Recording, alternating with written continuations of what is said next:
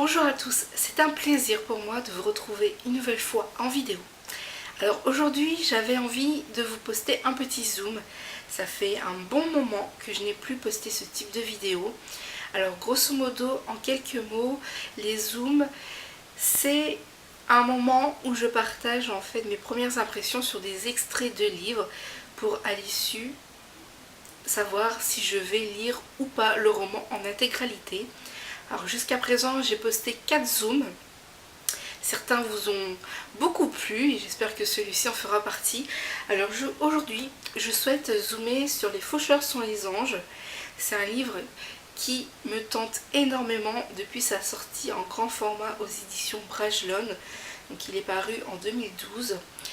Et voilà, la couverture est juste magnifique.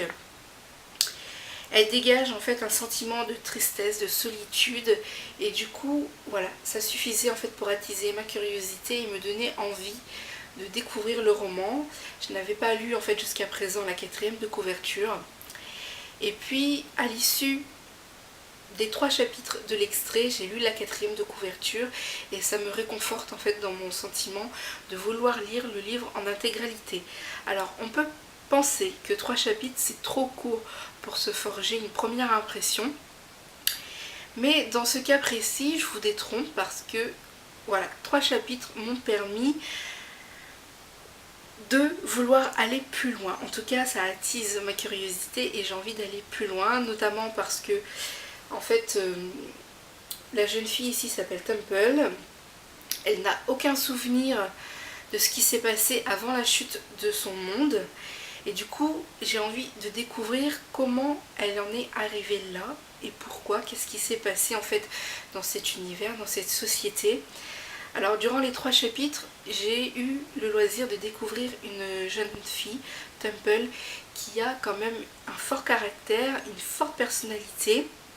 Elle dégage quelque chose et du coup, j'ai envie de savoir voilà, d'où vient ce personnage, comment il a été façonné et pourquoi. Elle n'a pas une vie très simple durant ces 3 chapitres. Elle vit seule, donc elle est vraiment isolée. Donc voilà, ça attise ma curiosité sur de nombreux sentiments.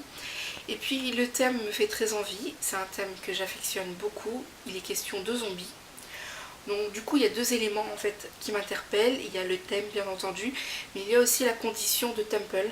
Donc j'ai envie de découvrir son histoire, son vécu, son bagage de vie tout simplement, savoir ce qui lui est arrivé et savoir pourquoi ce monde est dans cet état.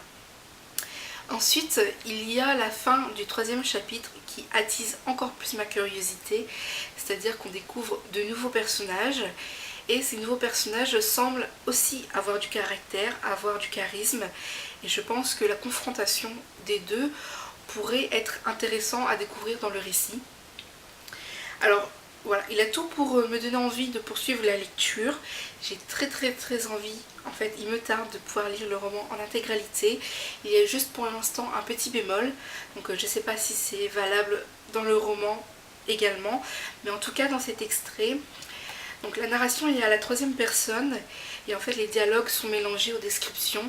Il n'y a pas vraiment de phase de différence, donc tout est mélangé. Et alors ça veut dire qu'on passe de la 3e personne au jeu. Alors je dirais pas comme ça que c'est dérangeant, mais disons que c'est un peu perturbant, voilà, de prime abord. Donc est-ce que ça va me déranger réellement au cours de la lecture? Je ne sais pas. En tout cas, ce petit bémol ne freine pas mon envie de découvrir le roman plus en intégralité. Au contraire, je suis très impatiente. Je veux dire que jusqu'ici, je n'ai pas entendu d'écho particulier sur ce livre. En tout cas, je n'ai pas recherché à savoir s'il était apprécié ou pas de la blogosphère.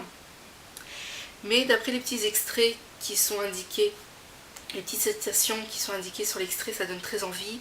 Donc Fantasy Book Review dit que c'est un récit puissant sur l'humanité, une héroïne inoubliable. Si vous avez aimé le passage de Justine Cronin, vous adorerez. Voilà, un récit puissant sur la survie et l'humanité, un livre terrifiant mais profondément moral.